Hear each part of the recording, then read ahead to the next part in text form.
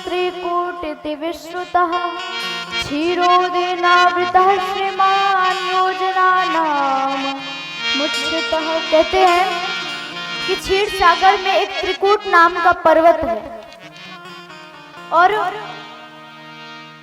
उस पर्वत पर ही एक गज रहता था। उस गज का नाम था गजेंद्र।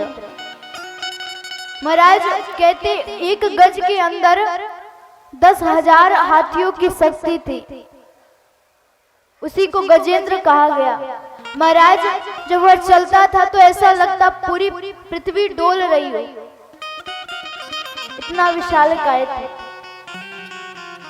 और एक बार की बात है, वह अपने सारे परिवार को लेकर के एक सरोवर में गया स्नान करने के लिए। और जब वह स्नान करने के लिए गया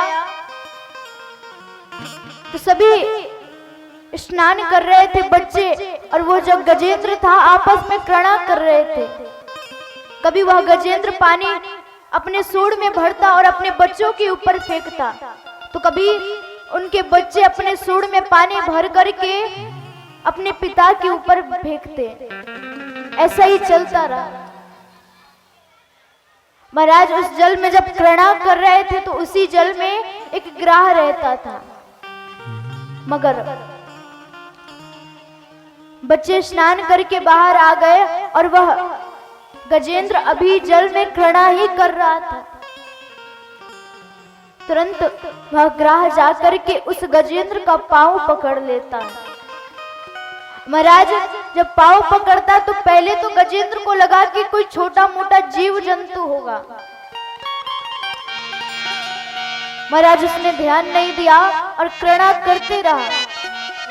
कुछ समय जब व्यतीत हुआ, जब उस गजेंद्र को लगा कि अब मेरे प्राण संकट में है, तो महाराज वह निकलने का प्रयास करता, परंतु उस ग्राह ने उस गजेंद्र का पूरा रक्त पान कर लिया था। वह गजेंद्र बड़ा ही कमजोर हो गया। महाराज वो अपने आप को बचा नहीं पाता है। वह अपने पत्नी बच्चों को पुकारना प्रारंभ करता है।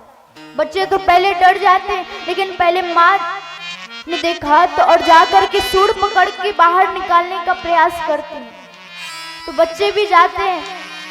महाराज जब देखा कि अब ये नहीं बच सकता तो सभी वहां से भाग जाते हैं। और आज उस गजेंद्र को लगा कि शायद मैंने इन पर विश्वास करके बहुत बड़ी गलती कर दी। अब मेरा अंत समय आया तो ये मुझे छोड़ करके चले गए। महाराज इसके बाद देवी देवताओं को बुलाना प्रारंभ किया। सबसे पहले भगवान शंकर को, फिर माता पार्वती को, गणेश जी को, कार्तिकेय जी को, एक एक करके सभी देवी देवताओं को बुलाना प्रारंभ किया। और सबसे अंत में भगवान नारायण को बुलाता है। जैसे भगवान नारायण को बुलाया, महाराज तुरंत भगवान नारायण जो है गरुड़ पे सवार होकर के आने लगते हैं। कहते किसी भी व्यक्ति को 5 चीजें हमेशा एक बनानी चाहिए: मंत्र, माला, गुरु, इष्ट और आसन। कभी भी इन्हें अनेक नहीं रखना चाहिए, क्योंकि जिसने इन 5 चीजों को एक से अनेक रखा उसका जीवन बर्बाद हो जाता है, उसका जीवन किसी काम का नहीं रहता।